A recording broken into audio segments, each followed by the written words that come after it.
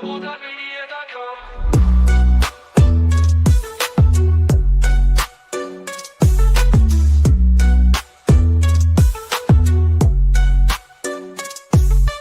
Every step forward is a new beat to your drum. Achieve success with Global.Media.com. Let's celebrate it with or without champagne or rum. Yay! We're here, Christina. We're here. I tell We you, made it. it's a close run thing. We almost didn't. I almost didn't make it. I'm looking for my YouTube phone now. Damn. Okay, I'll dig that out, and I want to get started. No, I said drama, life. And I could see myself calling you and saying, Christina, we need to postpone. But I had to postpone my event earlier, so Paulette's event. And that's what I thought. Will I make it back for this one? Yeah, I should do. I had an hour and a half, but then I was driving. The road stopped. Then I had to stop, and it's like, here we are. But I'm here. We're here. Yeah. It's Monday. Some truth telling to our friends about how to really make it into your 9 to 5, right? Yep.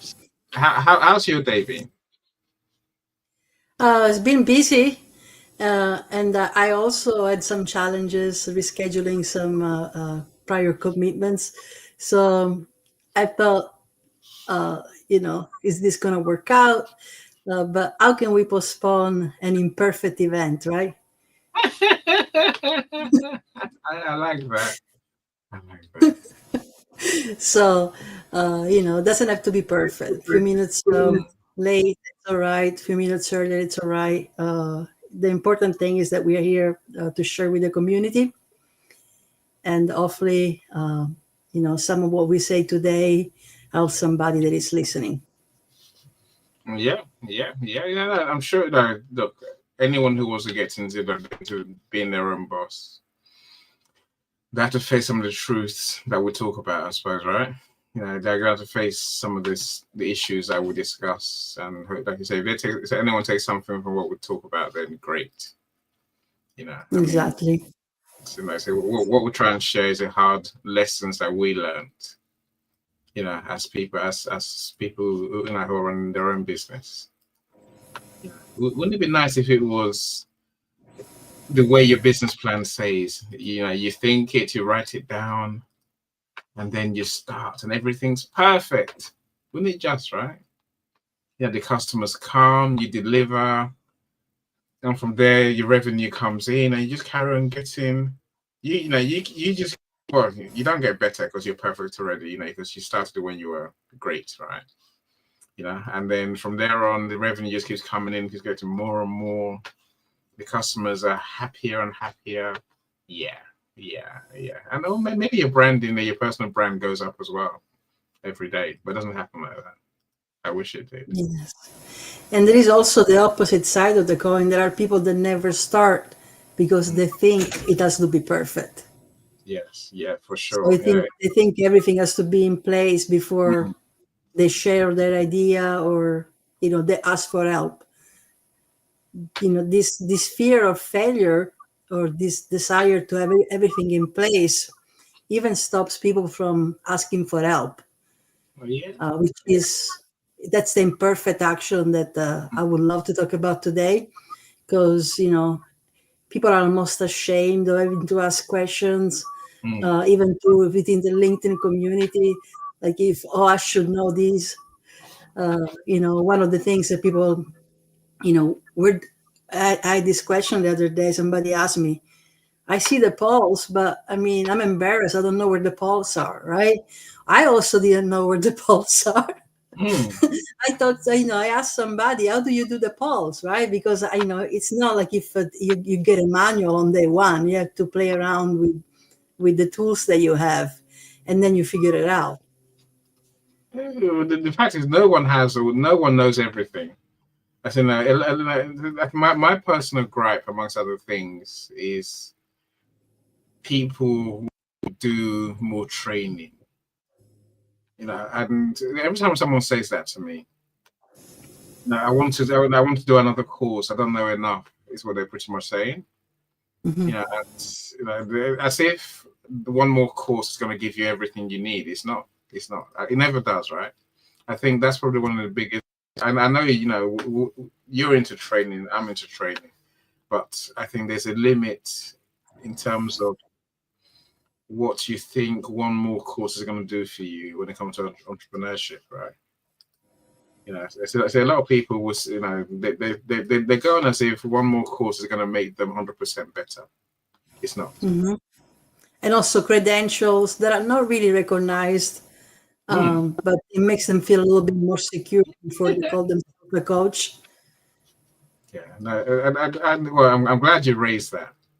See, I don't usually know when I was in a job, I use my credentials a lot more, right? So as an entrepreneur, I read and I said I never used them. Not many of you know what my qualifications are, or Christina's for that matter. Does it really matter? No, of course not. I think it's your part. It's your personal qualities, your skill, your confidence, and maybe and it's your mindset really that people tend to buy into. Yes, you can call me Dr. Any if you want, but try not to. No, I probably won't let you because I'm not quite a doctor. But you know what, Christina? I was a doctor. I was a doctor for a few months, but I refused to be a doctor. I sent the award back to my university. I said no, I want a master's, not a doctorate. Silly Exactly. So me. it varies. That's silly me. I say now I wish I'd kept it, but would it make a difference? Maybe it would now, but no. In terms of starting my business in 2015, I don't think it would have made a difference. It wouldn't have meant. I didn't know what I didn't know. I wasn't very good at what I was now. What I wasn't very good at, and I've been running a business. It is a case of jump in and learn as you go. There's no other way of saying it, right? Take the leap. Exactly. Give you me everything you think on day one is not going to be what it is at the end of year one. Let alone end of year 5. Everything's going to be so different, and that's a good thing. I think we have to evolve. We have to grow as people, maybe even as people who do what we do, who do that thing, right? So every business person has to literally change, and learn and adapt as we learn. But all the learning comes from doing half the time.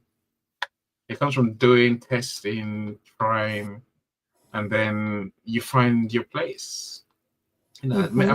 I must say, I didn't find my place. I didn't know. I really didn't know. There comes a moment when you really do feel like, okay, I have arrived. You start feeling like the imposter, that they're gonna find out what I don't know. As if it's some sort of big secret. I think I probably did find myself maybe a year ago. And that's after nearly 10 years of business, where I could actually think, okay, I am Any, I do what I do, I deserve to be given, the recognition for what I do, right? It's all of that. So I anyway, think no, even the most confident person lives with insecurities. I agree, I agree, I agree, because no one knows everything, but I think we're very good at not pretending.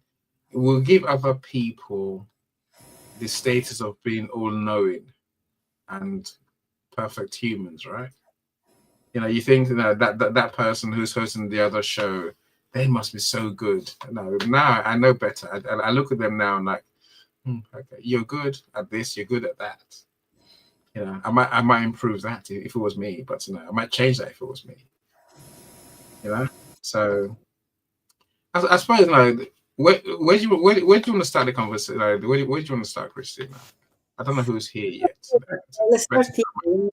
We look at other people on, Mm, on guests of podcasts, and we look for advice, and we look for the perfect advice. Yeah, when it comes to working with somebody or actually collaborating, uh, we want it to be authentic. And we know that authentic means not to be exactly 100% pristine, not to to speak imperfect English all the time, and because it almost looks like AI made it, wrote it for you, right? So, so look for the authenticity and the imperfect moments, and yet only perfection is gonna be able to launch our business. Mm. So that's really what I want to start. Yeah, No well, one, no one has everything figured out on day one, and a lot of us have this desire to keep on learning, because it gives us some sense of security, and it makes us feel a little bit better, a little bit more secure, fortified in something. But there is also such thing as continuous learning, and on which, this platform. which is a good thing, right? Mhm. I think that we have to keep learning, but I think your point earlier was, we can't let the need to learn, our curiosity to learn, to be better, stop us starting. So the problem is when, we paralyze ourselves by thinking we don't know enough, and we must be perfect on day one. No one is, right? Even the experts are not perfect on day one. We would say we will need the time to make mistakes. And again, maybe that's not another part of the conversation, Christina, where some people they don't want to make mistakes. They don't like anyone calling them out on anything. I think if you're going to be an entrepreneur, I think you have to be prepared, to be vulnerable. I'll tell you my main message today, Christina. The main thing I'll say today is, look, turn up and bring your character, bring your willingness to work hard, right? Bring your willingness to be humble. Bring your determination to succeed. I think that's enough for day one. That's enough to start. Everything else builds on top of that. If you say, I don't think you can start. Or maybe I'm saying many people use I don't know enough. I want everything to be perfect. I want all the stars to align from here, across the galaxy, as almost like rather than facing their fears, they hide it under, I don't think I know enough. I don't think I'm ready. I'll do it when I'm ready. What's that day? What are you waiting for? What do you think they're waiting for? Well, sometimes, yeah, I don't know what they're waiting, but we all been there, I think. Mm. Before the same day, I just would like to say that we've all been there. And I think what we're waiting for is validation, and knowing that we're not going to take a step like investing on something, for example, and then let go of it, or being the one person that doesn't believe enough in it to make it successful. And this is something, these are limiting beliefs, something that we carry with us from our childhood. So unfortunately, our parents scar us for life. So those limiting beliefs, it's not lack of confidence, but we all have a little bit of lack of confidence. Nobody is born, with a bag full of confidence, and carries it with them every moment of every day. So it just, I think what makes you decide is either a feeling that you cannot take this anymore, and you really gotta make something of these things that keeps rambling in your mind, or maybe it's momentum. You have a conversation with somebody, and all of a sudden you realize they're interested in what I'm saying, or it looks like if I'm helping somebody and it's working out, so perhaps I can help other people. Mm. So that momentum, and I call it also micro momentum, is the one that we need to hold on to and start taking imperfect action after imperfect action, one after another. And especially when we build our business starting out on social media, using social media landing pages such as LinkedIn, it's twofold. Okay, sure, you make a mistake, it's there forever, right? But Mm. also, it has to be visible to be there forever. But at the same time, you're building in public. So once you're a little bit more successful, you can encourage somebody else and saying, "Look, that's how I started. I had the ugliest website. I had the ugliest first post." Uh, and I think it's motivating to somebody else. If Yeah. I would, go ahead. I said I agree with you. I agree. Maybe that's the one difference between today and yesteryear. The fact that we're building in public. But I would say, if you're in business, everything you do is public anyway. Because you're serving customers ultimately, and those the first three interactions are going to be hard, horrible, challenging. Call it what you like. They're not going to be perfect. They're just not. I enjoy learning by doing. Yes, of course we have to read and stuff. So but I enjoy making mistakes. Not saying I wouldn't like to get it right. But I think we will have to grow. I say again, we have to improve. Over time, I think we learn to become the person who does what we do. If you're a shoemaker, the first pair of shoes you make is not going to be perfect. Of course, it's not.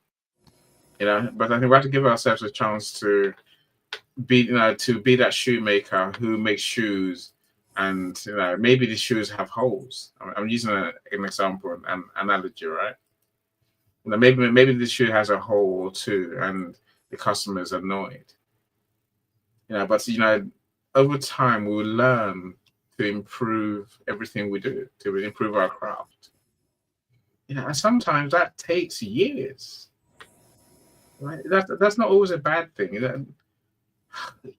When I look around me, Christina, I see even big brands who still make mistakes every day. I'm sure you do too, right? The things that we pay for, the things that we order, things that we get. It's rare that they're perfect. So it's a bit quirky that we think that we must be perfect from day one. Sometimes even in year 5, you're still nowhere near perfection. If you were, then, or if you are, one, I applaud you. Two, I guess I would say, are you giving yourself space to grow? Many of our friends are here. Okay, so let me welcome them. I was about to work to invite Linda. Who can I see on here? Yeah, there are people here. We're not alone, Christina. Sean, how you doing? I've missed you every weekend, Sean, because I haven't been able to listen to your success podcast, Success Blueprints Consulting Daily Power Boost podcast show. You can see the tabs open my screen at show. Welcome here. They're very nice. It makes 7-minute podcasts. They're very good. They're short enough not to annoy you, but he picks the topics that are interesting. I'm always arguing with him. It doesn't know what I'm arguing. I listen. I'm like, Sean, I don't agree. Last time was burnout. I'm like, why don't we work first before talking about burnout? Hopefully you take it well, Sean. You always do, right? This is listening while driving. Cyrus, our podcaster in chief. Glad you're here. How are you? So, Utara, did I pronounce your name? Is it Pandya? A better pronunciation. I have no idea. That is correct. Utara, okay, excellent. Welcome. When I said we haven't met, but great to meet you, albeit virtually. Well, you can see me. I can't see you, right? Philip, welcome. I don't think we've met either Philip, but Philip's in Toronto, in Canada. Linda is in Canada as well. Welcome, Linda. There's some that's so there's other people here. So do drop us a message, my friends. Yeah. Now, so was Christina. So was Christina. Tell us your story about your imperfect start. How's that? I can do other things while you do that. Okay. Well, I was chatting about this earlier. When I decided to start sharing some of myself online, I came to it being really skeptical, not really to wanting. For years, I hated Facebook. Didn't want to do anything on Facebook. Uh, but on LinkedIn, I found out immediately that it was easier to find like-minded people, and at the time, there were a lot of micro communities buzzing around, so it was easy to start conversations. So I started just like that, really imperfectly, uh, doing posts without images, sharing, either the way I was feeling or what I was envisioning building, or even talking about uh, some of the things I was building at work.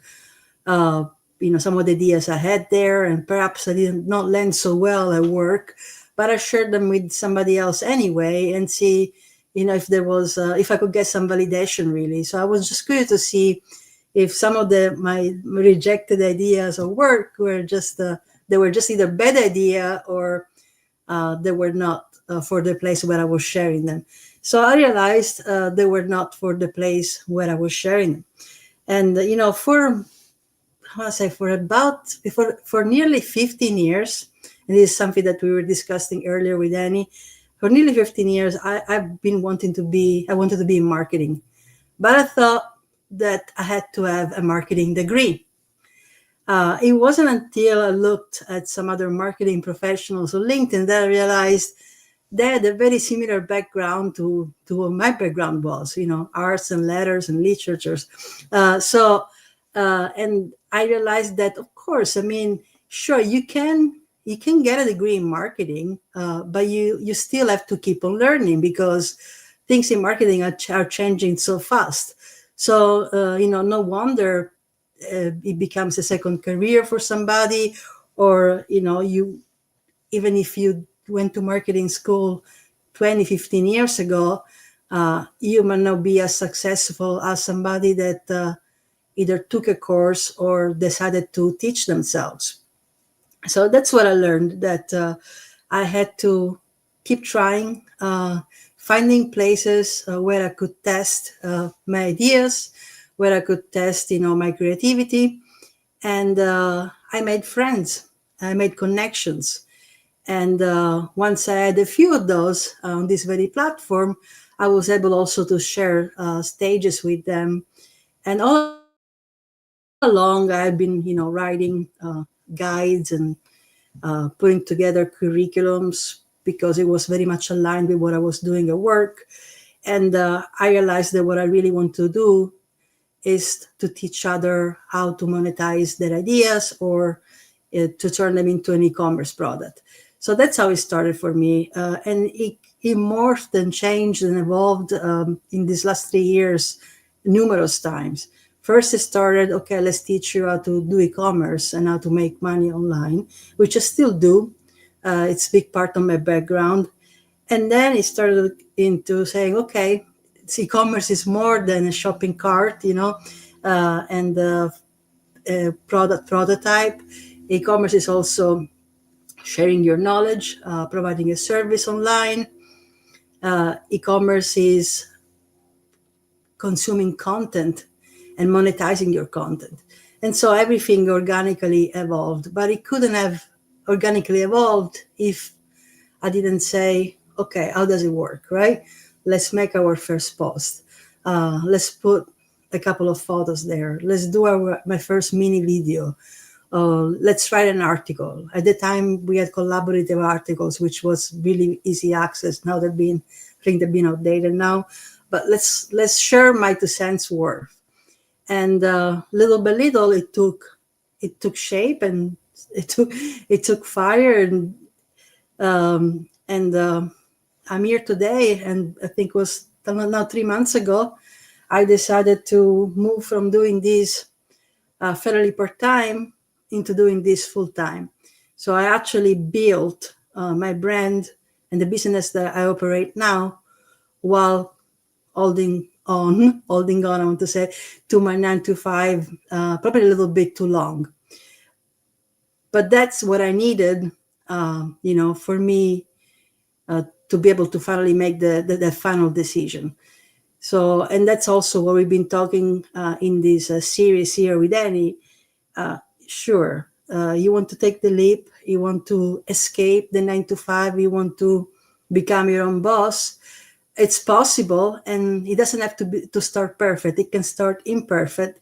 My business started on a long train commute, 3 hours to be exact a day, an hour and a half each way. It kept going in late in the evening, and I operated most of it on weekends. All my clients were working with me on weekends when I was working my 9 to 5.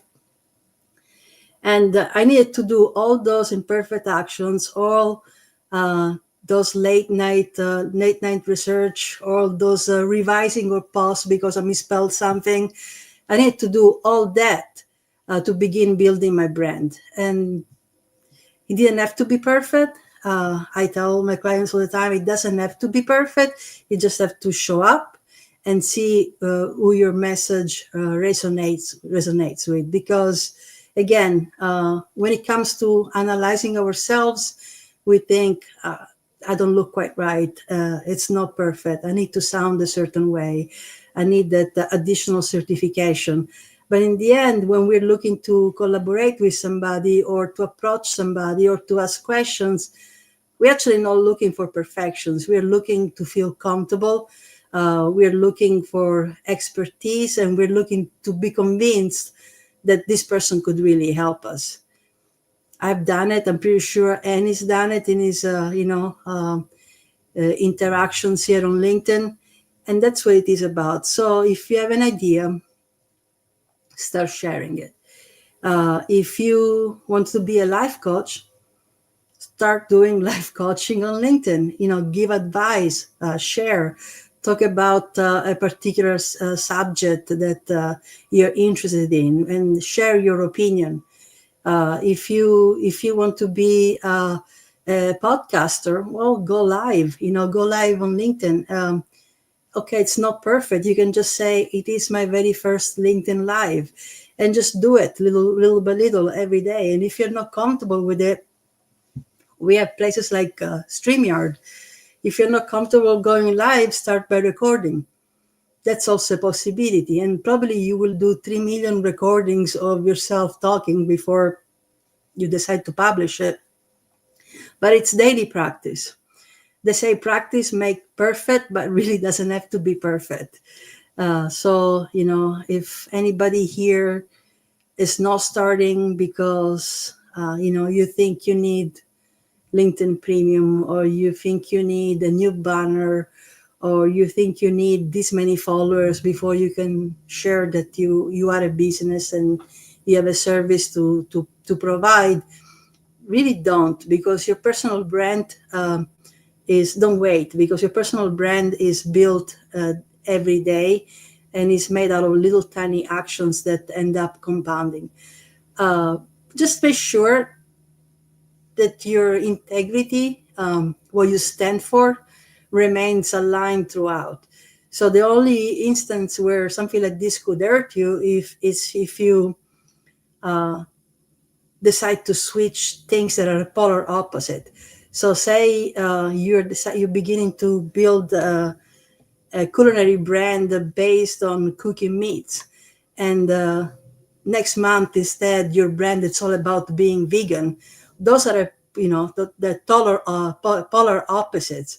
So and unless the stories that that was the biggest mistake you ever made, and now that's your why, and that's where you can spin it around, I guess. But you just have to make sure that you stay consistent, why you're here, what you're looking to build.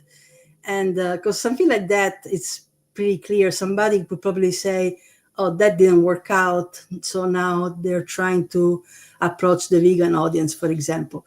So we just have to be careful, to be consistent, not to pretend to be a different person that we really are, because everybody here has already a personal brand. Even if you have one follower or no followers, and this is your first day on LinkedIn, you still have your personal brand.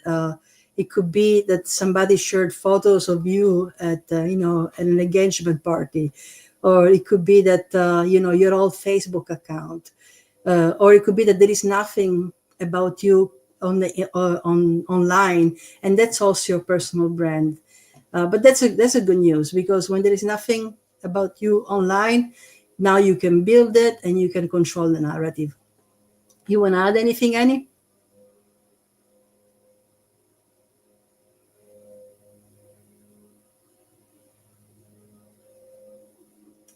You're muted. I like everything you said. Welcome, Cyrus. I do see you, my friend. I also see you, LinkedIn Angel. How are you? Long time no see, Marsha. So glad. I know it says Martha. Don't worry. If you don't know who Marsha is, then she's basically helping homeless people. That's what she started her charity to do that. And I said literally she was working before and then decides to go and save the homeless. So I'm sure this conversation means a lot. Now it matters to her. She gets it. But she had to start one day like the rest of us, right? But and I say I love how you say, we've changed our business so many times on the journey, right? So when I started off, I was going to do marketing. I was going to do social media posts. I was going to do websites, ads. I suppose eventually when I started, I realized I did the marketing courses, by the way. I got advanced diploma. I was like, that's enough. Social media, I'm like, that's enough. No more. I don't need a degree in marketing, right? Because I was doing marketing 20 years ago when I first left uni. So I knew I had some of the basics. I think we need the basics of what our industry is, right? And I think we need that fire in our belly. Again, you said that literally start and learn as you go, right? If you want to be a coach, be a coach. Do coaching. Don't wait until I don't know what you're waiting for otherwise, right? Find people to coach. If you can make a difference to them, then I think you do that thing that we all try to do in business, which I think is the most important thing, right? I don't know if that's your sound or right, but it's fine. We'll get on. I think ultimately the happy place is like Christina. Okay, you'll find every so often. So Lisa, welcome. Just stopping by to say hi to my LinkedIn peeps. Lisa shows tomorrow night. I don't the time thing, Lisa. The time thing's a problem. Our clocks have gone backwards an hour. Your clocks are still the same. So I hope our friends they look closely enough to see that, we are going. I think are we an hour early? Yeah, in UK we're an hour earlier than we were before. So welcome. But now, Christina, I think that people don't realize that what we say we want to do on day one is not what we're going to do at the end of year one. But the only way we're going to evolve that and create that thing that we actually do is by, daring to create our own way. I talk about this very often, that it's not what you do, is what is your way of doing it. Anyone can do social media. The social media company that's going to work, it means you have to create your own unique way of doing social media that others don't do. That's the reason why you have a business, right? Your own unique way. but that unique way could take years to come because it's a mix of those imperfect learnings, imperfect experiences, where you learn and then decide, okay, I'm not doing that. I'm going to do more of that. And then it's like cooking a meal where you eventually you work out your own recipe. Otherwise, there's no point being in business, right? Let's hear from Cyrus and Marsha. I'm so glad you're here. Welcome, welcome, Marsha. And I'd love to hear your journey because now you and I we haven't talked for a very long time, right? So I'm glad you're here. Mr. Cyrus, talk to us. Like, what's your journey been like? What can we learn from you? Hi, Annie. Hi, everybody. Good afternoon or good evening, wherever you are based now. Yeah, thank you. What can you what can you learn from me? You can you can learn a few things from me, but are you going to apply it? That's the Me question. personally, yes, of course. No. It was a question for Every everybody. word you say is gospel, my friend. Every word you say, I So, hang by every word. And if I don't do as you say, I hurt myself, right? All right. you know, Go on. yeah, I Share it am. with us. Sorry, I'm being an idiot. So, we all learn stuff, but are we going to apply those things that we've learned? That's the main question. Yeah, we sit down and watch what these amazing people on the stage are saying.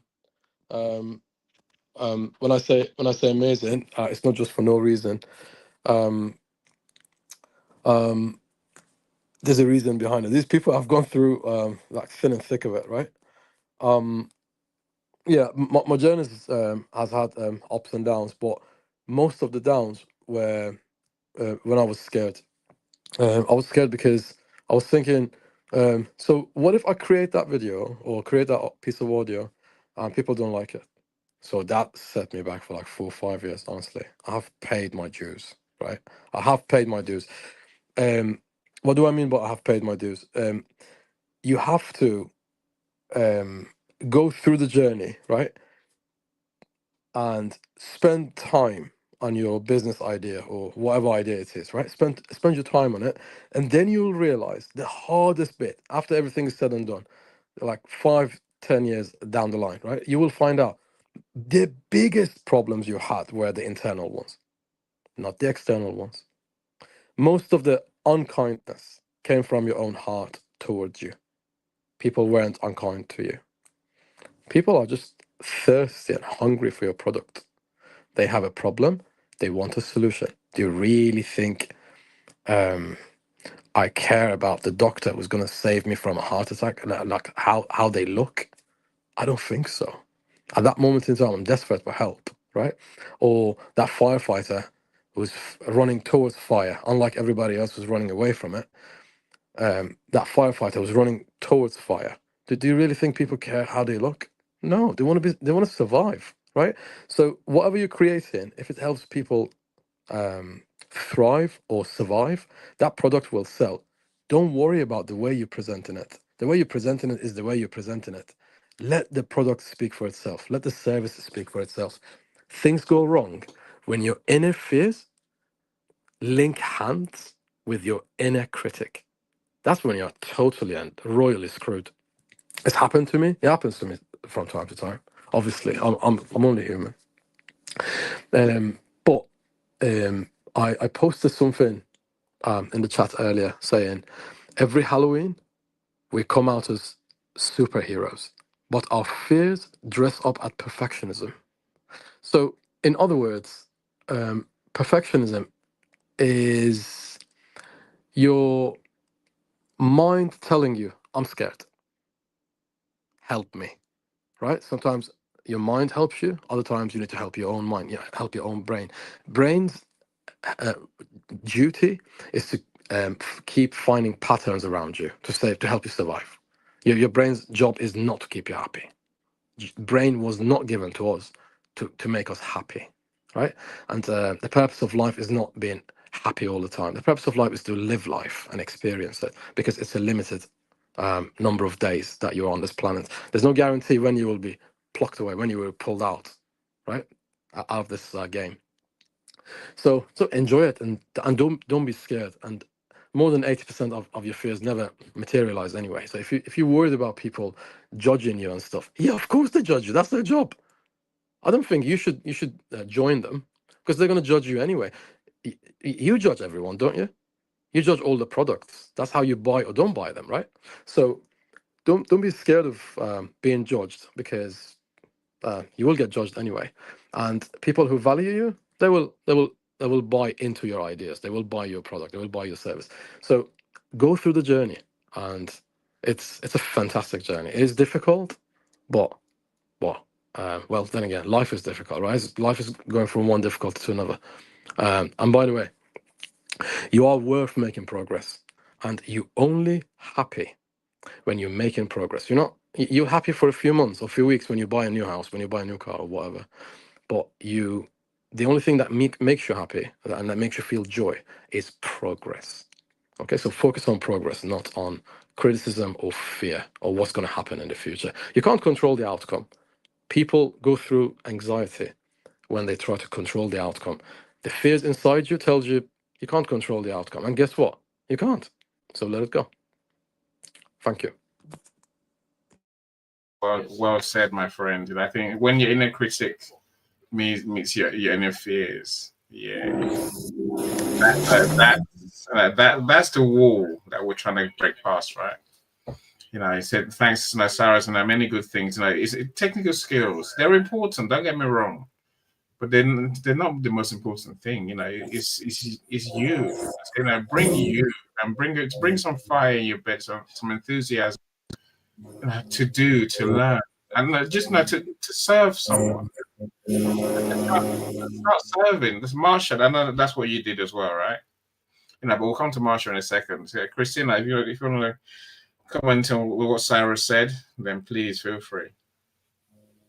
Yes, I love what you said, Cyrus. Definitely, we all much happier when we can see ourselves making progress, and that's what we really want. We always say it's not the destination, it's the journey. The moment we see ourselves making progress, we also build on those micro momentum that really help us, getting the next boost of energy that we need to go one step further. And then you also touched on something about not caring about how you look, right? uh, that people say, are you vain or something? But that stops so many people. And it's not because they look bad or they don't. It's something internal. It's not feeling secure, not feeling good enough. But then again, you described it beautifully. Nobody cares how the doctor is going to save your life looks, or the firefighter looks. So think about your message, and I think if your message really helps somebody, you look beautiful to them. Wow, You're that was muted. In. fantastic. I agree with you 100%. I think even looking unpolished at the beginning can have its own benefits. I always say there's someone for you to help at your level, whatever level you're at, and maybe whatever price you are too, right? I think when you're starting and you look not so confident, not like a doctor, so to speak, right? The people that you can help will come to you because they can see that you're just starting. Maybe they got a smaller budget, so they will come to you because they'll know that you are on their level. Whereas they won't come to someone like me or Christina because they're like, you too expensive. You know too much. I'm not paying you, right? Which is fine. You don't know what you don't know what we charge. I'm saying, but people will think like that, right? So no, I mean, when I was less experienced, so I attracted those who didn't want to pay much. Because I didn't come across as a polished anything. I was just me. I was me who was keen to do what I do. And then from there, with time, you get more refined. Anyway, so let's stop talking. Let's talk to Marsha. So I'm keen to learn from her story. I should start. How are you doing? How are you doing? It's so long. Yeah, I know. Hello, Christina. Hello, Cyrus. How are you doing? And thank you for your kind words Hi, today. how's it going? I'm doing well. Like I said, I found my place in the world. So I'm enjoying being there until I have to move again to next level, right? Yeah, yeah. Well, I'm glad to stop in, and I needed to hear some positive words. So thank you, Cyrus, for uplifting humanity, and Christina and Annie. It was really nice to walk into some really encouraging words for anyone that's starting a business or maybe wanting to start a business. It is a journey. It is a journey. But it's not a journey that that you can't move forward with. My journey, I'm consistently growing. Started a program here in California, and you know, other situations have come up because of that. But also along the way, I am a founder of Connect Impact Hub, which is an organization that's on a mission to ending homelessness. And it's not an I thing, it's an us, because it was founded through through LinkedIn. I apologize. Through LinkedIn, through this community right here. And the beauty about all this is that we can all support one another in different ways. If we can't do it financially, there's other ways we can support voluntarily, right? Or we can sharing this live, for example, supporting Annie and Christina, joining their events, inviting your friends. There's different ways that we can all support one another, and the importance of showing up. How important it is to see your friends in the audience, your network in the audience, they're supporting you. The love that you feel when you're here and live. We can't forget that, because we all want to be supported in ways that we may not even know sometimes. So today I'm getting support just being here. I was not planning to be here. Thank you, Annie, for sharing the invite. But my heart said come, and I'm glad I did, because there were some words that I needed to hear, and I want to thank you three for sharing. Thank you. I think I really want to hear more from you about Connecting Impact Hub, because and haven't you been doing it now a year? Yeah, It's been gonna a be 3 little over a years. year. Over a year. It's been, yes. So we got accepted in 2024. So yeah, a little over a year. But before it got approval for the 501c3, we were already doing, in the community volunteer work. What has happened in this time frame is I left Houston and I moved to California. And in California, I started a journey with the program where we launched a program called the Homeless Outreach Team. And that program, I got to bring everything about Connect Impact Hub, where we brought support on foot.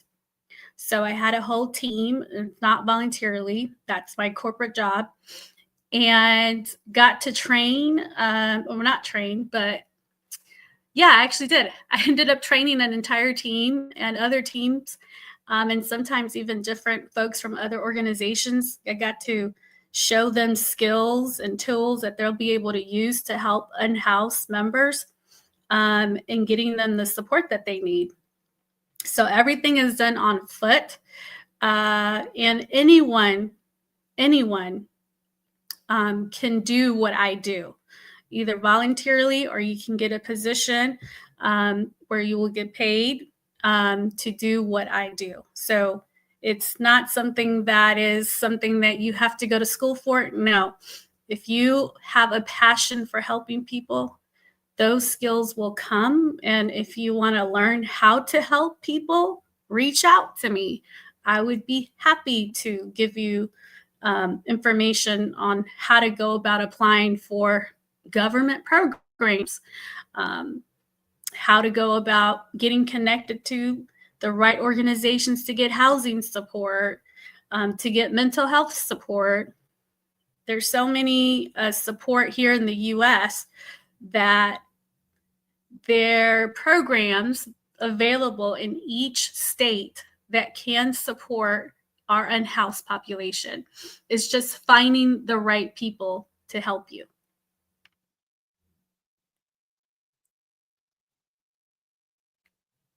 Trying to unmute.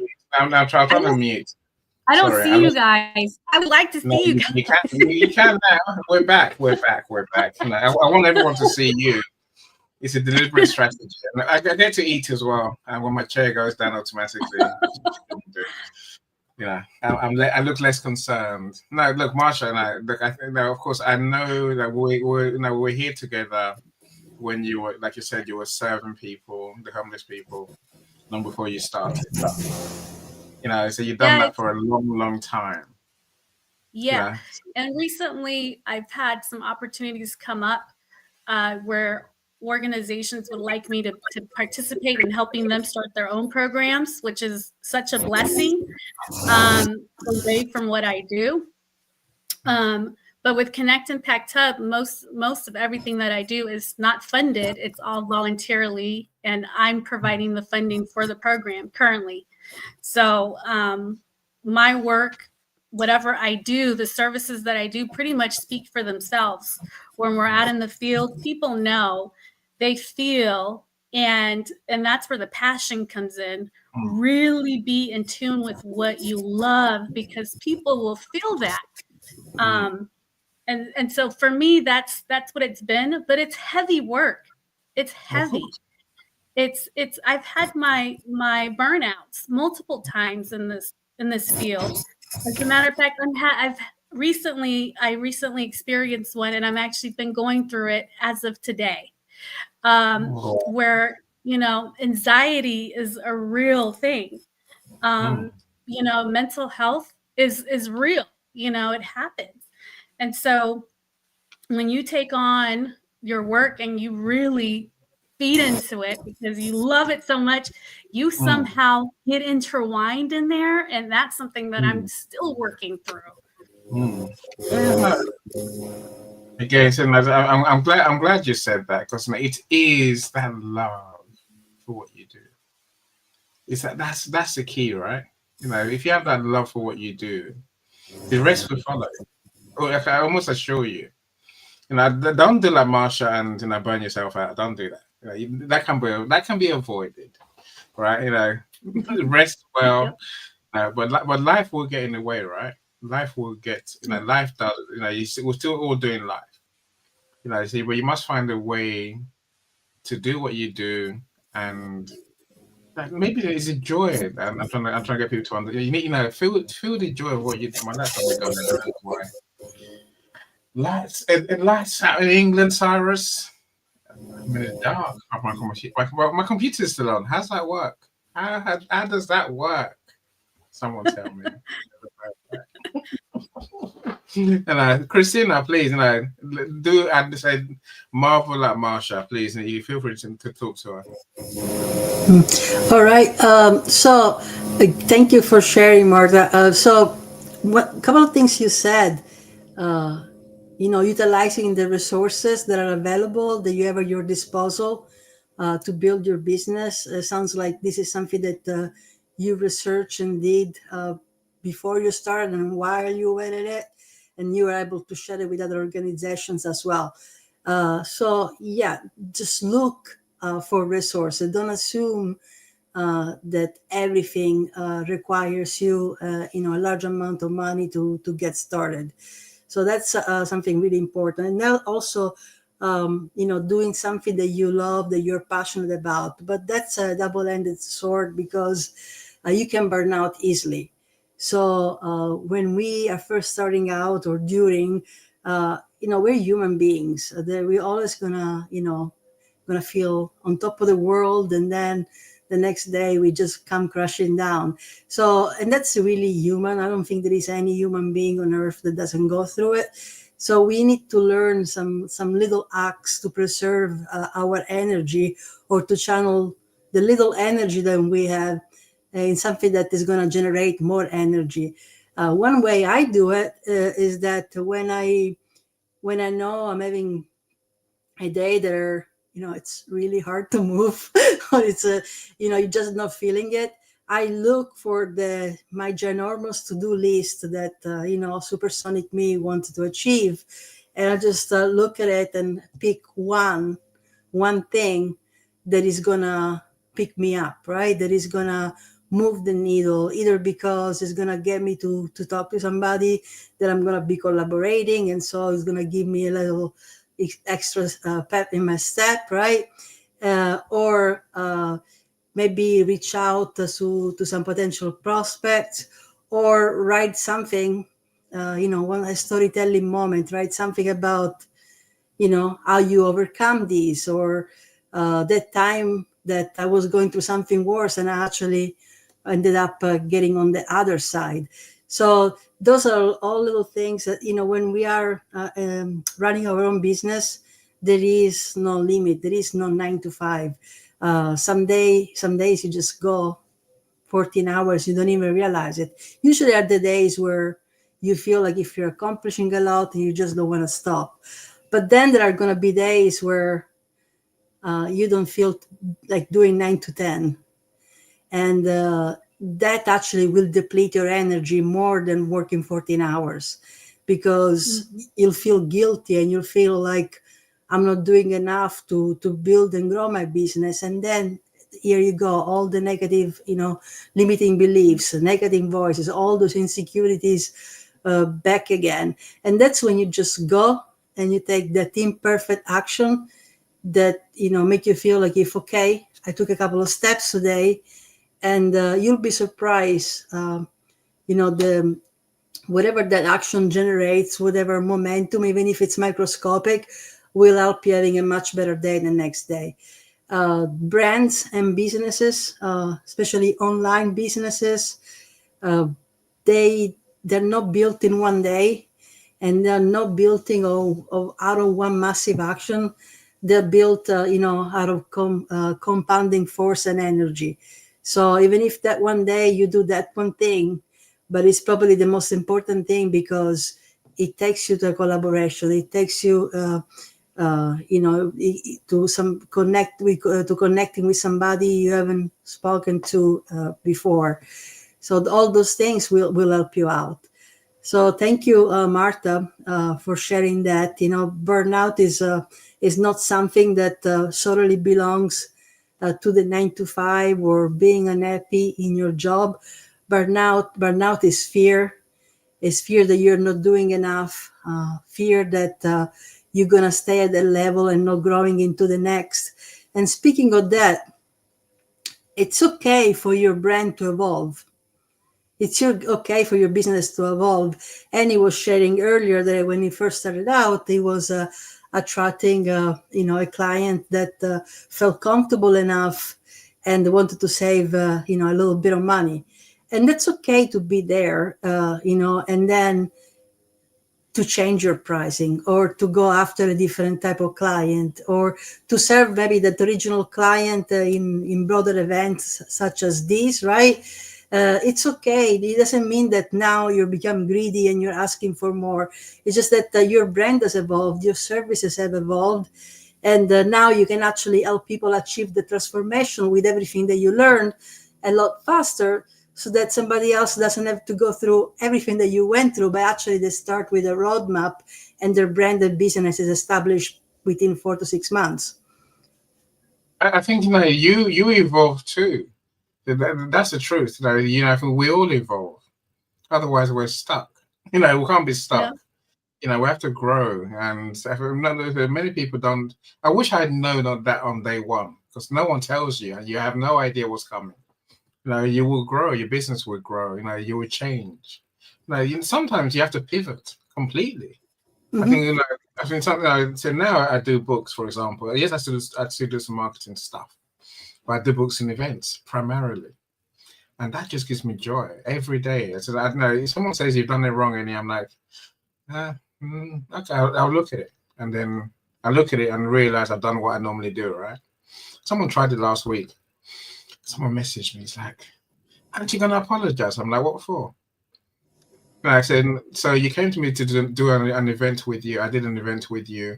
You got 2 prospects. What do you want? Why would I apologize? Oh, well, you didn't do it my way. I'm like, I'm lucky. I'm not going to apologize. Never. Good luck with that. Bye. No, so I mean, no, you need to get to that place where you have confidence in what you do and how you do it. Mhm. You know, sometimes you create that thing that way. Sometimes you discover it by accident, by taking opportunities.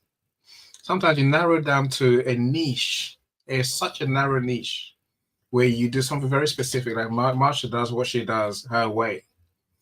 Yes, I remember saying to her, you can't keep just helping those on the street. You know, you have to find a different way. And she mentioned earlier, she's finding different ways, right? You know, Yeah. some people, Yeah. it's a journey, like you said, Christina. It's a journey. Go on, Marsha, please feel free. Yeah, it's so interesting, Annie, how the career is evolving. And how, because I'm out in the field, how here I thought that only the unhoused members were the ones looking at me, and all along I've had different program managers at different organizations and directors that are also looking at my work, that have been reaching out and are patiently waiting for me. And so it's just let your work will speak for itself, and everything else will come. It is very true. Everything else will come. So you nailed it, Annie and Christina. With that. Yep. Well said. Let me work on Tracy. Hi, Tracy. Hello, beautiful people, and Annie. And I realized I wasn't the beautiful one, and then she covers herself by saying the handsome one. Okay, fine, Tracy. Now, Tracy's our podcast, our audiobook superstar. So I'm glad you're here. Say my editor, the one that I can't do without. My authors can't do without either. Miss Alexis, how are you doing? Glad you're here. Well, of course I'm going to invite you. This is my only show for today, right? And Denise, welcome as well. So how you doing? So this is something that I'm aware of, and I'm answering the call. Denise helps people who experience mental health trauma. So that much like Marsha's homelessness service, it can be quite emotional. It can be emotionally taxing. Maybe that's what I'm looking for. You have to put a lot of yourself into it, and good on you. And so trying to do what you do without getting emotionally caught up in the situation that you help with, it's not easy. But I think almost in every job, whatever your niche, if you love it as much as we're suggesting that you have to love what you do, it's an emotional thing, right? As Christina was talking about, you feel guilty because you think you can do more. And you can do more and more and more and more. We're human. You've got family, you have to spend some time with family. Don't get me wrong. Now, beyond that, of course, I think we need to find time to relax. I'm always minded about Sean's point the other day. So let's be careful not to confuse exhaustion with burnout. So exactly, Sean. Burnout is lack of or alignment. But I think there's also the lack of rest, Sean, that you talk about quite often. I think as entrepreneurs, we tend to see rest as if it's some sort of reward. Sean says rest is maintenance. Yes, Sean, it is. If you don't rest, you can't work. If you make yourself ill, you can't work 24/7. You have to give yourself time to rest, time to have fun, time to relax, time to do all the things you need to do, right? And build yourself up. Saying we don't find the confidence by just thinking it. You work on yourself, give yourself time to develop yourself. Time again, get a mentor, get a coach. Work on your mind. these are all things that we can do beside the business. The business is one part of our lives. Make it all your life. I don't know how it's gonna work. It may work. No, but so don't get yourself ill, right? It's Christina saying, Denise. Oh, Alexa says, Christina, you're correct. One action definitely helps, right? Do something, but let's delight in what we do. I'll say that whatever line of business you're in, my friends, celebrate your action. Celebrate. Thinking time is action. Trust me. A lot of people do without thinking, Christina. They just do, right? Keep doing. You have to reflection, time to think, time to celebrate your wins. Build all that into your day as part of the things that you have to do as a business person, right? Like I said, as you build, you must also work on being sustainable. I can't say the word otherwise. So I guess that means being able to carry it on, long term, right? Do it more, not just do it once. No, so I'd be able to repeat, rinse and repeat, which is what business comes to. I laugh. Go on, Christina. I laugh because the irony. Yeah, rinse and repeat. Yeah, there is a couple of points I see. I seen here from the comments. One was from Denise. If you can bring it back up, please. Okay. This one. Yes. So answering the call without getting emotionally caught up in the situation we help with, right? So we start out, especially when we're offering a service, most of us that start this type of business, we know that it's a lot of work. And if we didn't know, we're going to find out. And then if we stick around, it means that we are okay with it, right?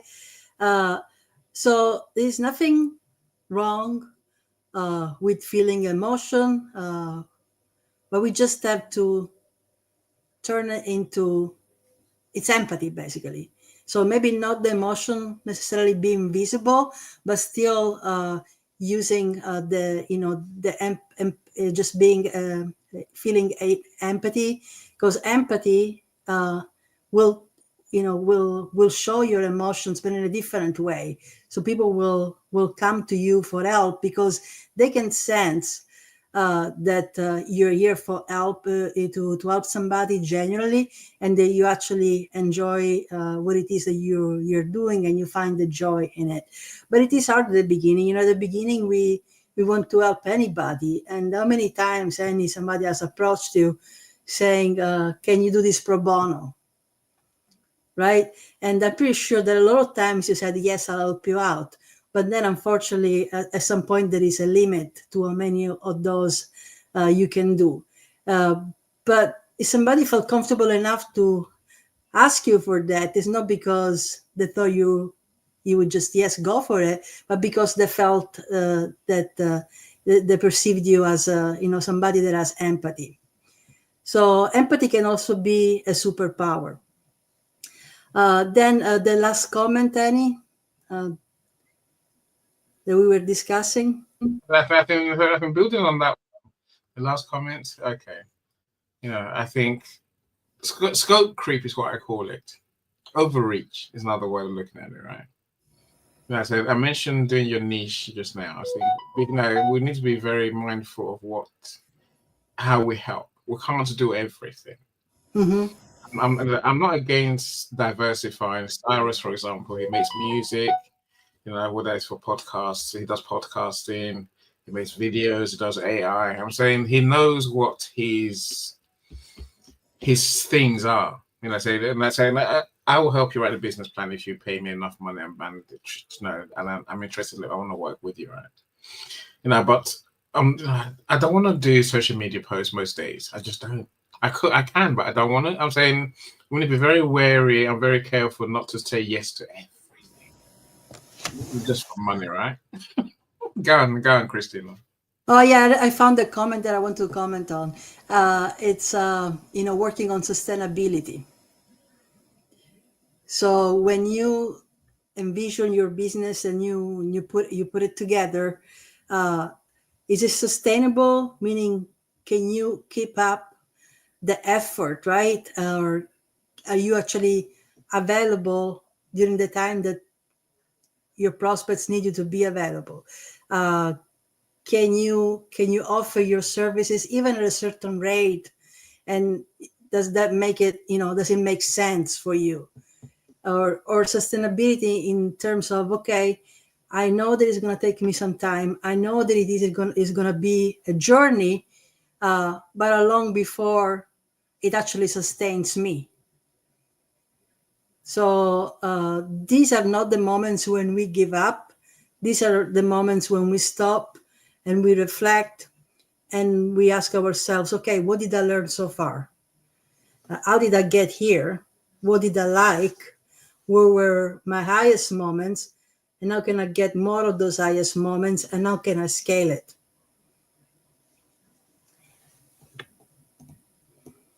I think you're muted, Danny. Yeah, I think it is. It is finding those, let's say, those things that you can do that you enjoy doing. Maybe that you have some skill in. Maybe that you can help people with.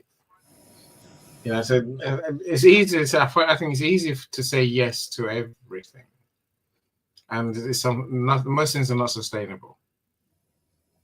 I think we just have to find that. Sometimes I'm a whore. I admit it. Pay me enough. Pay me enough. I'll sing and dance for you. I'm saying if you pay me what I want, I'll do what you ask. But there's some things I just can't do. In my line of work, Christina, SEO, no. Web design, no. I refuse. I will call an expert like Cyrus to help me. Are you there? So I'm not going to solicit and try and beat myself up because I can't do that thing. I'm saying now I'm very clear. Every day I only do what I enjoy. If I don't enjoy it, I'm not doing it. Because thankfully now I make enough money from what I enjoy. There was times when I didn't. I'm saying we just have to be very mindful to look after ourselves, our energy, our happiness. Maybe it's all that then feeds into what we deliver to our customers. And then we'll get better at doing the things we actually do like. That's the trick, right? Alexis, I can't keep up. Like, what does Alexis say? You're hitting all the high points, the important ones. Evolution and transformation of one's own brand, pricing, and what we offer. That's exactly where it's at, right? It's all those things. It's all those things. Right. Is growth equal to success? I suppose so. But there's different types of growth. There's personal growth. There's growth in your business as well. They're two separate things, if you ask me. They might, meet where Sarah said that point of fear meets inner critic. So we can grow personally, and then our business, then give more to our business, give more to our clients. But I think we can grow and we can be successful only if we grow. I don't think we can be successful if we don't grow. We have to evolve. We have to learn. We have to move on, right? But I think we have to appreciate our growth even without this kind of success. That's really what I'm trying to get at. Because we're learning, we're improving, we're becoming. And sometimes we don't see that until way down the line. We don't see the success that reflects that, whether it's income, whether it's, what we do, how we do it. But I suppose every day to me is every day we do what we do is grow. It's a chance for us to grow. Even when we make those mistakes, Christina, even when we do things imperfectly, we learn something. I think we need to celebrate those because I think that's when we really move ourselves forward. Again, in my business, I remember doing Paulette's book. By the time I got to the first book, by the time I got to version number 9, and it still wasn't right. I had learned nine things better. Which more than 9. I learned across all 9 books. No, so number 10 was perfect. I agree. Then from there on in, I had a formula to work with. But during the growth phase, book number 2, 3, 4, 5, 6, 7, 8. No one saw the growth. I didn't see the growth either. I say, when I give yourself the space, that's what it means to be imperfect. Eventually, you will learn, you will improve, you will grow. But it's not, you know, it's not one moment I'm rubbish, next moment I'm great. That's not how it works. You know, sometimes it's just you put in the work in, you know you are, and the results come later on. You know, give yourself that chance, my friends. So Denise says, I think sustainability in the situations. The lack of sustainability in handling situations causes burnout as well. Burnout is a hard one because, like Christina mentioned earlier, it's very hard to find that balance. It's very hard to find that 9 to 5 because when you're your own boss, 9 to 5 is out the window. Forget that. But you can work 10 to 6, 10 to 7. You know, 11 to 12. I'm saying it's the same hours. It's just moving to what suits you, right? You know, we need to find a way that we enjoy working, but we also rest. We must. If you don't rest, it's hard work. You know, your emotions take the night. Your emotions play with your mind even more, Christina. When if you don't rest, if you're exhausted, yes, you make more mistakes, but also if you're not thinking clearly, nothing good happens. You know, I think we need to handle situations better, and maybe not react with anxiety, not react with fear. And I find a place to be confident in ourselves. That's what I've had to do. That's why now I can look like and I've got it together.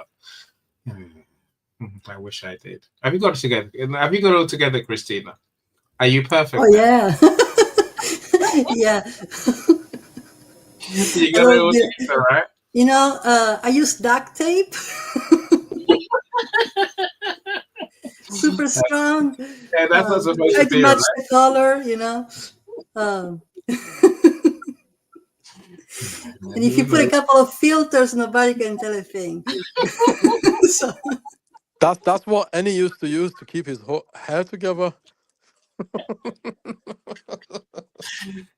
No, we try, right? Well, I think this takes us back to Marshall's point, which is the friends you have. I think now we need to leverage our friends.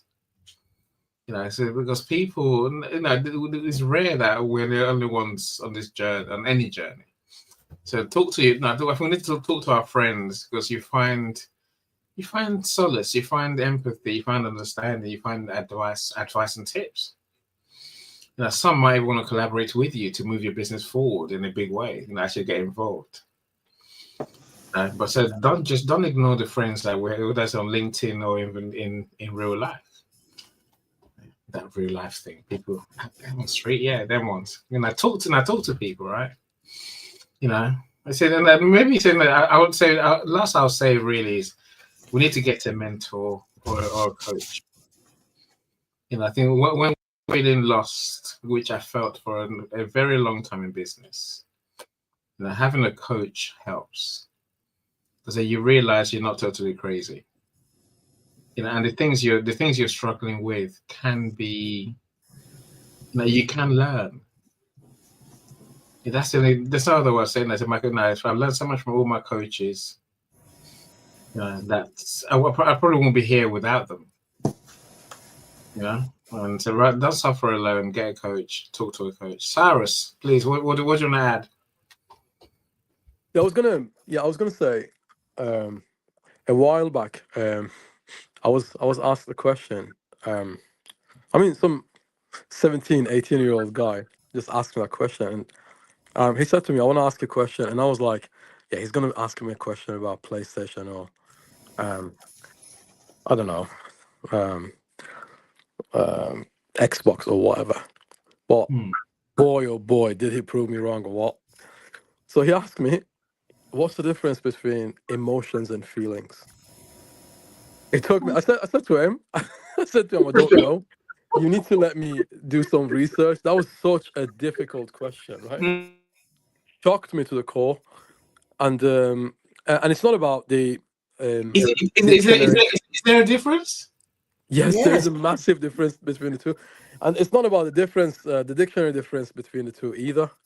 So Mm. basically, let me paint you a picture. Basically, so try to focus on your both hands. Here's the answer: you can't. So can you focus on two things at the same time? No, you can't. It has to be either 49% to 51%, or it has to be like 90% to 10%. It can never be 50%. You can't focus on two. That's how the brain works. By the way, one of the things that follows the brain, the eye, also functions that way. You can't focus on two things at the same time. You have to lose focus on one and refocus on another. Okay, that's how it functions. That's how the body functions. Don't ask me; it's not my fault. Okay, I just have one of those. I have a body, and 90% of the time I don't even know how it works, and the other 10% it doesn't even work. So anyway, the point is, you can't focus on two things at the same time, and I said I mentioned the concept of focus because emotions are chemical reactions to the stimuli. You're a psychologist and you know it better than that could ever know. That those the emotions are like reactions and thoughts boxed off, waiting to be opened. So once you open it, you feel it, right? So as an example, Christina is being kind to me, and that box called appreciation. I'm filled with appreciation, right? So that's one of the feelings that I can, like one of the emotions that I can feel. So emotion is when you haven't felt it yet. When you feel it, it's not an emotion anymore. It is a feeling because it's thought and focus on that particular box. So you focus on that particular concept, then you feel it, right? So that's the difference between a feeling and an emotion. Um, so when it comes to doing business, I tend to do business with people who are capable of feeling all sorts of emotions, but they are highly trained and highly capable of choosing their emotions because people feel things, and one of them is being offended, as an example. And there's a good saying in English: people choose to be offended, right? So the feelings that we feel, whether we believe it or not, whether we actively agree that we choose them, we do. We choose them. So if I say something that triggers you, that that is not me triggering you, that's you triggering you because you choose to be triggered. You choose to allow it to take over. You allow your reaction to take over the control and take over the reign, right? So um, what you choose to focus on brings more of as well. That's how it works. I am very sorry. I'm talking too much. That's where I'm going to leave it at. Again, most people would define emotions as feelings. That's why I think then they get stuck. But I love your explanation, Cyrus. You know, it's a good reminder for me that yes, it's psychologist, but I can't forget most of the science stuff and work on what reality tells me. John, welcome. I haven't seen you for a while. And of course, everyone's having a marvelous Monday, I hope. Yes, no one said no, so that's good, right? You know, the wonderful Monday. Tuesday's next. We're getting there. Welcome, Kenny. This conversation sounds so delectable, scrumptiously, deliciously, edibly tasty. Good. Yes. Sugar did it, Kenny. Yeah, you're always gonna come out with your lovely quotes. I swear you got the cut and paste. Denise reminds us today is National Mentorship Day. Yeah, get a mentor. Get a mentor, seriously. You know, get a learn from someone who's been there before. I say that because mentors will tell you things that you've never thought about. Get Christina as a mentor. Get Marsha as a mentor. Those who have been there to do what you want to do. Don't just call them because you want to talk to them. I'm saying because you want them to show you the ropes. Someone who can show you the ropes, the journey they've been on in your industry, in your sector, as an entrepreneur. They're what they're waiting gold. And mentorship is free as well. Go on, Christina. Yes, sure. So I wanted to talk about a couple of things. One, when we talk about burnout, we should really try to figure out where it's coming from, because it's very easy to assign a name to a feeling or a way, the way we're feeling. But we say, okay, that's burnout. I don't not feeling it today. That's burnout. But the power is in finding out why. Why am I feeling this way? Why do I feel like giving up today? Why am I low on energy today? Once you find out the reason why you are in that state, you can pick a couple of small actions to address that and to lift up your energy. In what we do, when we run our businesses, it's all about energy. We need ourselves, full of energy on a daily basis, or at least have 3 to 4 hours where we have a good strong burst to be able to move forward in our business, grow them, and evolve. So burnout is not a terrible case of burnout and a disease or something that you cannot get out of. It's something actually that is really common, but we need to address it immediately. So first thing to do is why? What is it? Why am I feeling like this? What am I procrastinating? Am I procrastinating the act, or am I procrastinating the result? Or is it something else that is making procrastinate my life altogether, even the act of going out and shopping for groceries? And a lot of it is linked really strongly to confidence. So when we are developing and running a business online and here on LinkedIn, a lot of those insecurities, they come from not knowing or not understanding what it is that you need to run your business. And this happened to me when I first started out. AI just come out, and everybody was talking about it. Not everybody was using it, but when it was about 4 years ago, people were starting to use it. Some people were completely against it. It was big news. Uh, but what was happening is that at first I felt, oh, what is it? I need to understand it, because now everybody's posting on LinkedIn, grow 10 times faster in your business by using AI. And all of a sudden, I realized that even the clients I was working with, they were terrified of their business ideas being no longer valid because AI was going to do it. So now the service and the offers that they had in mind were no longer applicable because now AI was going to take over. So, or even I need to run a business, I need an app. And I need this website with the downloadable app and all that. And I don't even know where to start. And I need to hire a developer and all that.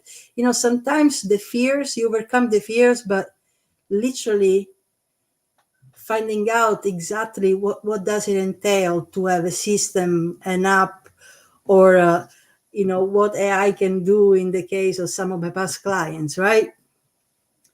And you'll find out that all these things that seem like impossible to master are actually easier than ever.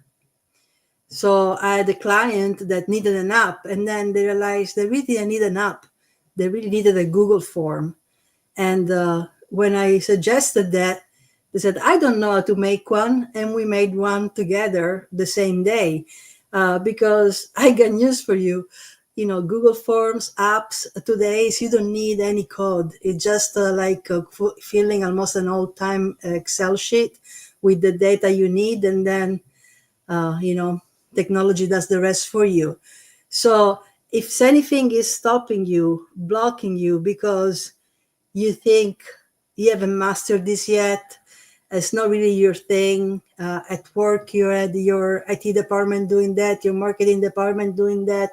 And now to start my business, I need to be set up exactly like everything in my old job was set up.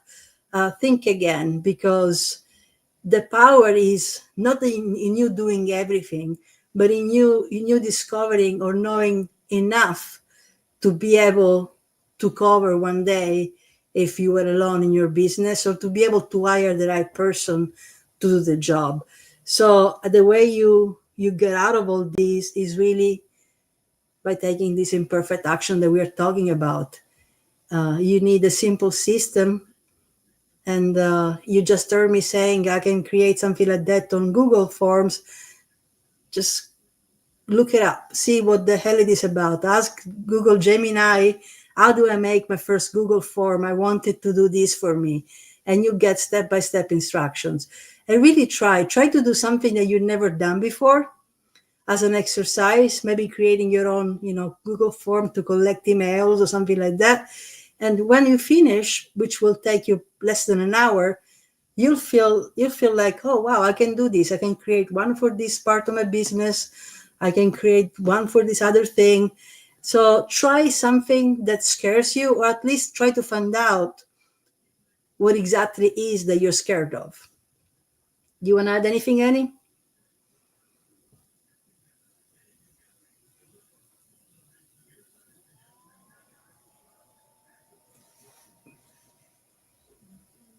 Muted. Marsha, talk to us. Save me talking.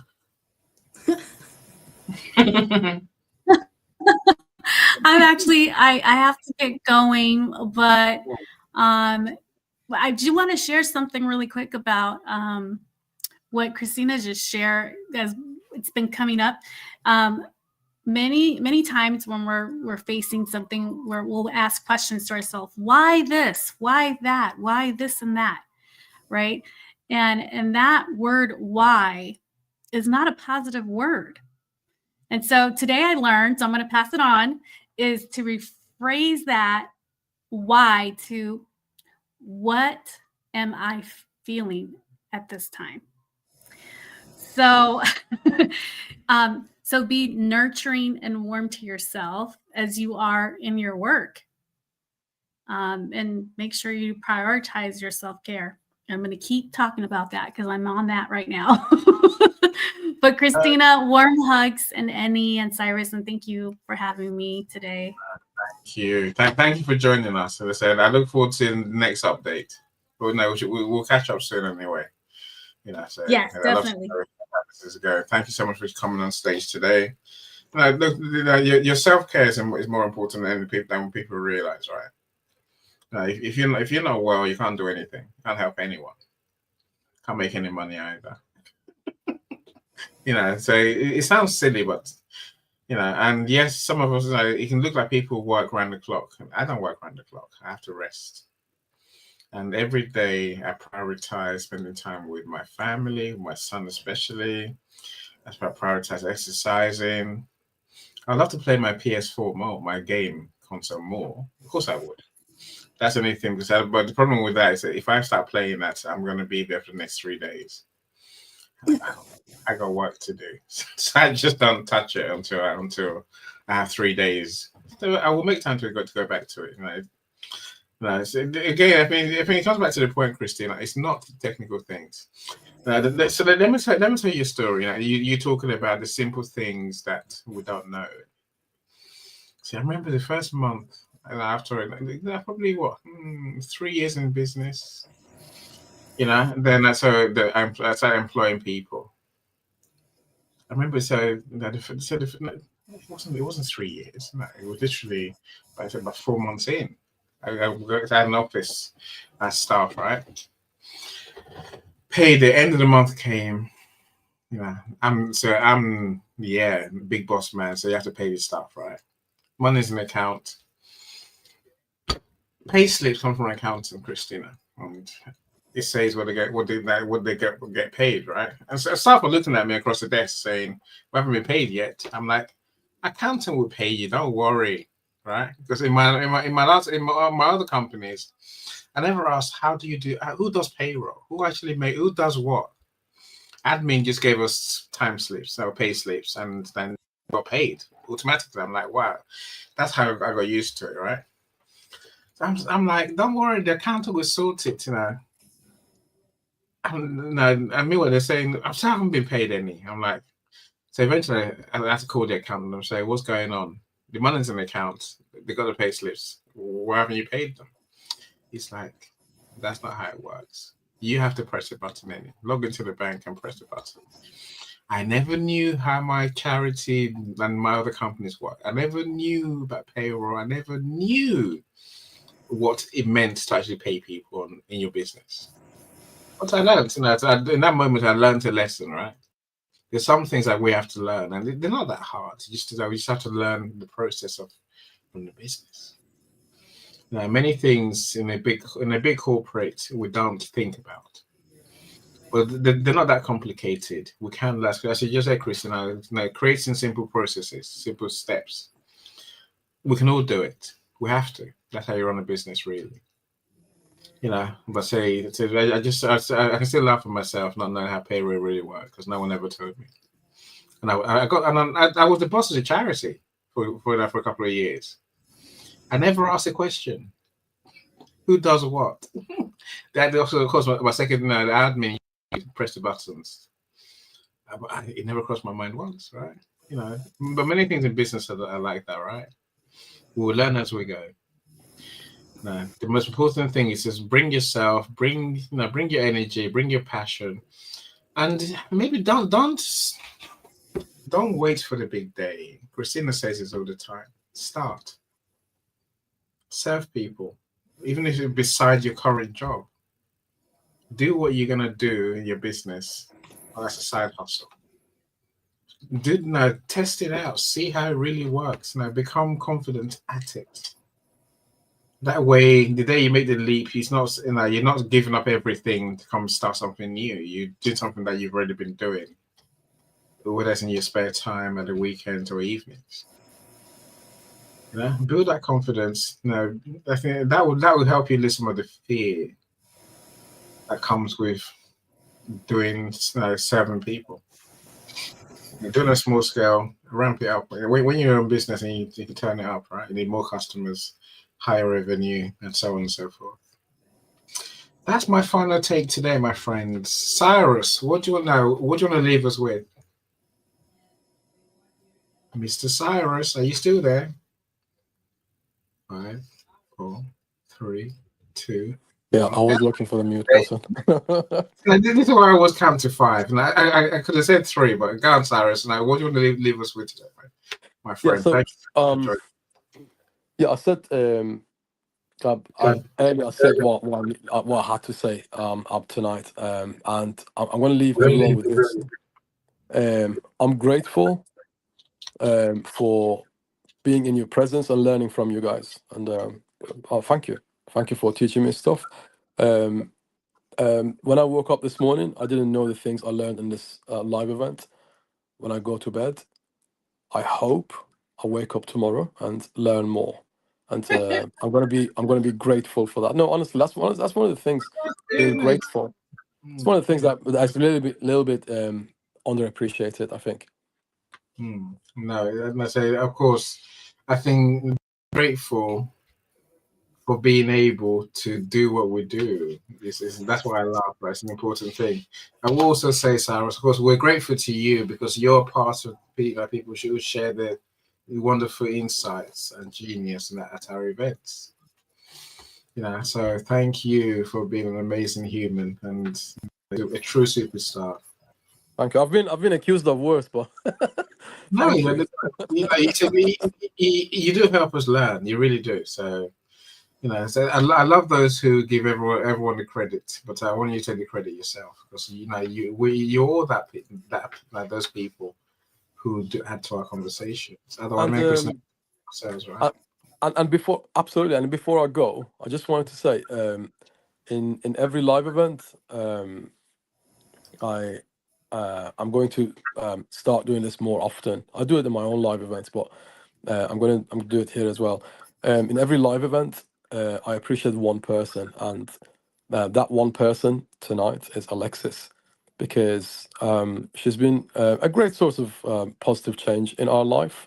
I mean, at least people who are actually publishing a book, they need someone like her and I'm grateful you introduced her to me, and she's a good one. If you guys are trying to publish a book, um, for the Amazon side of it and getting the bestseller, Any is the man. But for editing it and rearranging it, and making it well presented, and making it logically make sense in terms of arrangements and the chapters, etc., etc. Talk to Alexis, and she's a great person. That's all I wanted to say. Thank you, guys. No, thank you. I totally agree. It's eventually, what we all learn in business maybe is that it takes a team. You can't do it all alone. Eventually you're gonna have to build a team, right? That's a whole other line of imperfect actions that you're gonna have to learn from. How do you build a team? How do you manage a team? How do you carry yourself? But so then Alexis is a crucial part of my publishing business. I can't do what I do without her. Otherwise, Amazon would just keep saying mistake, mistake, mistake. You can't publish. Mistake, errors, typos. And if you haven't published a book, then you probably won't know. Amazon gives you one chance to notice the mistakes, right? They will point at the errors in the first drafts that you give them. After that, they won't tell you where the errors are necessarily. They're like, it's full of errors. Then you have to go and find the errors. So Alexis helps me to avoid that minefield. So Sarah, thank you so much. I do love what she does, and I truly appreciate her. But you are all geniuses, and look, everyone that's been here today, everyone who does what they do, Denise, you're my star of the day, Denise. Thank you so much for your time, wisdom, and kindness. Indeed, you are the star of the show, Denise. I always love having you here. And Tracy, anyone who gives us a minute of their time, I take, right? Kenny as well. But Christina, you're the biggest star of the show, right? It is your show.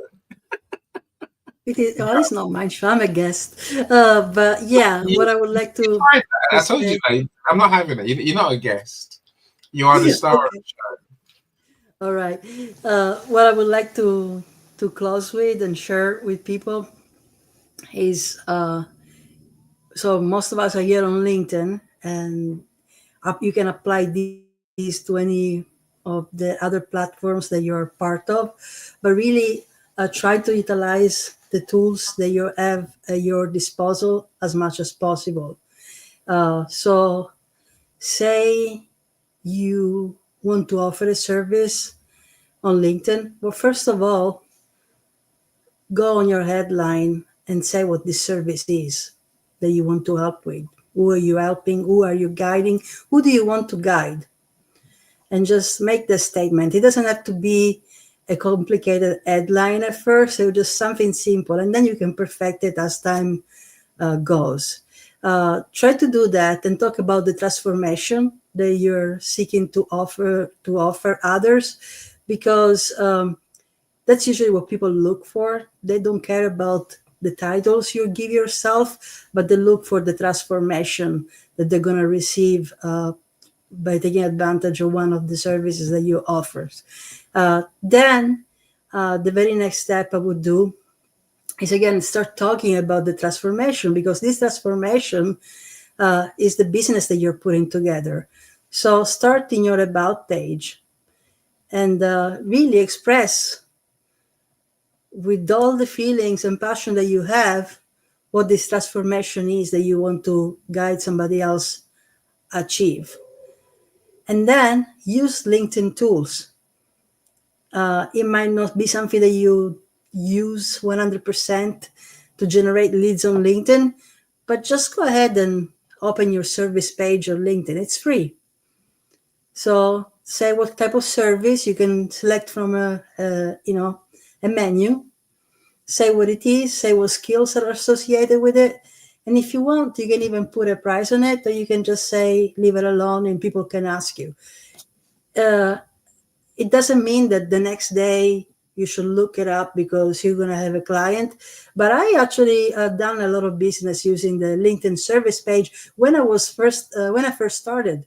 So that was my first clients when came from the from the LinkedIn service page.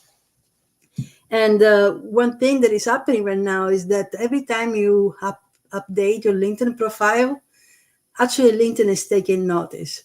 So if you update your headline, even if it's one simple tweak, or you're about and your service page, and then you reshare your service page, you get a little bit of a boost. You get a lot of visibility, and then be consistent. That's actually your first steps, through some guidance, for your own self, towards the goals that you're trying to achieve, or the brand that you're trying to build for yourself, because you're making a statement what it is that you want to do.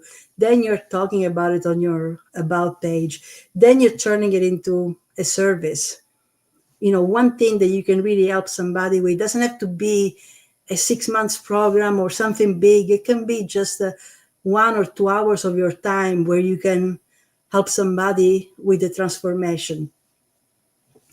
And then, start sharing. Tell somebody, do one of those celebrating that are open for business as of today.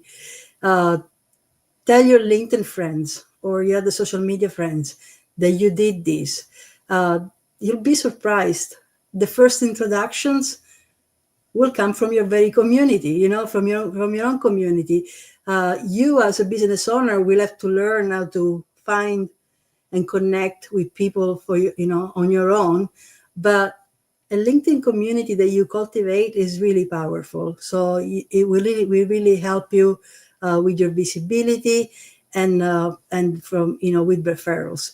So share with others, share what you're doing, raise your hand in one of these lives and just say what you are and what you do. Comments, help somebody that is asking for help with something that you know how to do really well, and just say something that might help them right then and then. They might not become your client today, but they will remember you, and perhaps within a month you'll be on a call with them. So that's my advice. These are the imperfect actions that I'm talking about, and you can do one a day, or half for one, half in the morning and the other half in the afternoon. And it compounds. You're muted, Danny. I'm wondering out loud to myself. Kenny says sharing is caring. So Christina, please do tell our friends how you help. Sarah, so I'll let her know. I'd love for you to do the same. I think our friends need to know how we help, and that way they can do that connecting with us thing. And you kind of always go in the comments, and as Christina says, to answer the questions that people ask, right, or respond to comments. I'm looking at behind you, Christina. That claim it back, right? Claim it daily. Yeah, Right. I need to make it smaller. So it's duct tape. They claim it daily. How long did it take you to come up with that? Here's the thing. I come up with that years ago when I was putting together this business. I was keeping a journal that became a little booklet that I made called Claim Your Space, and that got attached to it. And one of the reason why now it is actually a daily blog called Claim It Daily is because, again, the duct tape story. I had this weekly newsletter called Reveal Your Niche, but I didn't have time to create a banner for it or a graphic for it. So I just had my Claim Your Space logo that I kept attaching with it. And, before somehow, people actually liked it, and people kept asking me either about the book or about this concept of claiming things, claiming your space online. And then I decided to turn it into a mini blog, which is something that I do actually. I help people create little strategies made out of tiny steps to be able to develop their brand and their online business. And it can really start with an idea, something that you know really well, something that you're really passionate about. Yeah. If you keep talking about it, it can become a business and you can monetize it. I totally agree. The reason I ask is, I think many of us will find the words to describe what we do in time. It's not going to be there on day one. Sometimes it is. Like say, the Claim It Daily was in your mind on day one of your business, Christina. But I think we grow into these things. We grow into our sayings, our mantras. I remember when I started off, "We make you famous."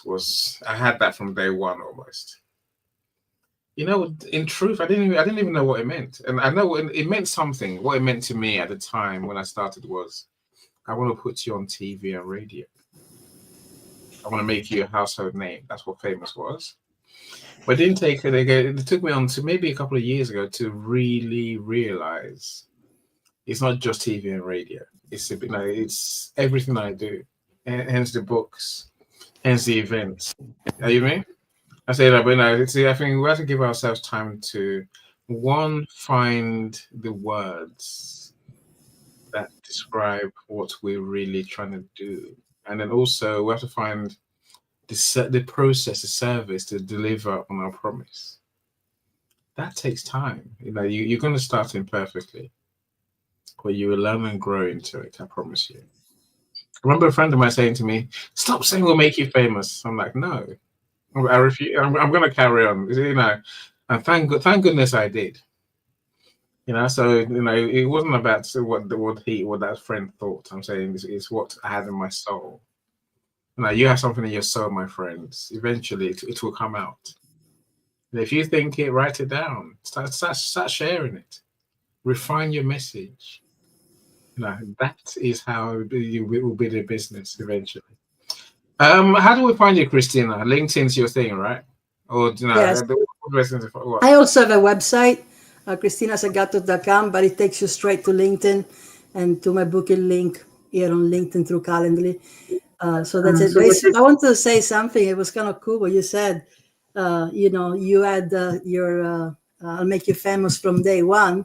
So on day one, my first thing that I put on my headline was builder of dreams, because I was building my own dreams and I wanted to help people build their dreams. I still have it there. I just moved it down on the headline now that I understand SEO a little better. But the evolution was that I realized that I can help you build your dream. I can help myself build my own dream, but we all have to claim it. So it's there, and you claim it through those imperfect actions. Even if it's tiny today, you didn't do anything today except for coming to this event for the last couple of hours. Now just go do one small thing. Yeah, whatever that is to you, right? And celebrate doing it, please, and celebrate doing it. Cyrus, how do we find you? How do you help? Cyrus? You can find me on LinkedIn. Please contact me if you have a book idea, if you have a podcast idea, and if you've mentally prepared yourself to start your podcast. I'm the right person for you. If you've decided to start your podcast. What the podcast that we create, because they are fine tuned, they help you sell more in your business or in your service that you're providing. So that's the whole purpose of that Whisper Boy. We are a marketing agency based in the UK, and I'm the proud CEO of this international organization based in Manchester, United Kingdom. About the scale of operations that we have here, we're dealing with 37 brands now, and we have wine brands, we have book brands, we have different types of brands. If you're interested, please go to our website and you'll find them there. What I wanted to discuss with Christina is that one of these days I'm going to have to discuss my wine brand with you, because the brand is named after Turin in Italy. It's called Vino. It's called Vino Torino. And I definitely need to discuss that with you and pick your brain on that. Please do. Please do. She'll be more than happy to have a conversation with you. Like she says, builder of brands. That's what she does, and that's what she does, right? Yeah. So Yeah. I have the conversation. Thank you so much, my friends. Look, you find me on LinkedIn at best of times. Yes, I'm on the other platforms, but I tend to be on LinkedIn more than anything else. Because it's where I spend time, right? It's where my friends are. I'm trying to share my LinkedIn profile. I think this is something that I think we need to be doing going forward, because I think even those on replay, they want to know how to get hold of us, right? So we need to become versed at sharing, making it easy for them. Look, thank you so much, everyone. Thank you for spending your evening with us. Yeah, I really can't thank you enough. So Christina and I are back in, 2 weeks from now. Now I've got a new dongle that works, Christina. It works on the road. I'm looking. I think 651 megabytes per second, right? That's ridiculously fast for a dongle. That's amazing. So I can do events on the road. Yay! We'll be back to normal by then. Yeah, no, I belong. I may be home, but I may be off again. So I've got a couple of months of being on the road, but I'm going home tonight, and then if I'll have to go Yes, away. I mean, Again, you dongling it like it's 2010, bro. It's well good, Sarah, you don't know how long I've been trying to find a dongle that works, right? All the other ones don't work; they're too slow. So I can do messages, but I can't do events until now. I don't really do events on the road. I just can't unless I find somewhere with fixed internet. The dongle actually works and gives me fast speed, better than my house. I have to sing their praises, right? Look, my friends, connect with me. So I'd love to find out what you do. Love to learn more about how you help, and that way, if you can help me, I can ask you for your help, and if I can help you, you know what to do, right? So thank you so much, everyone. Do enjoy your night, Christina. Thank you for being a star as always, Cyrus. We can't do the world without you, right? Thank you so much, everyone. It's always Thank you. Thank you so much. Bye-bye. So I'm going to play Cyrus's latest video to take us out. You're not going to see us again, my friends. We're gone. Bye, everyone. Bye, everyone. All right, let's play.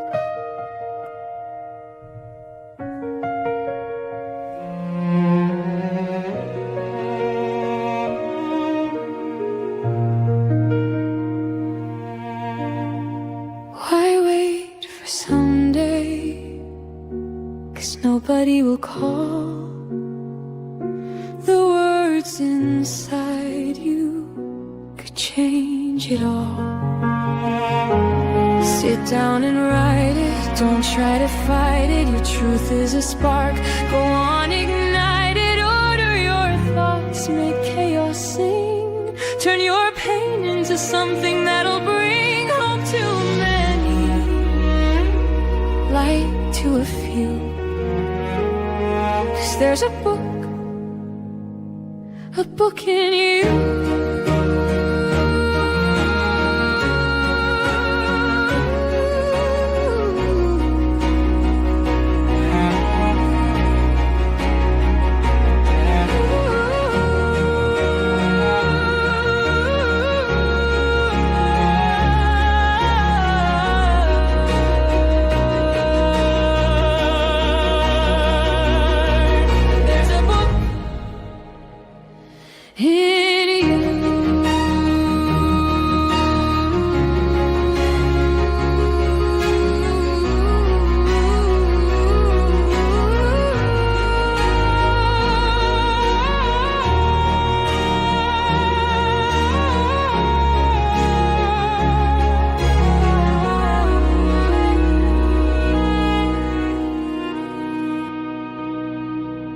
There's a book in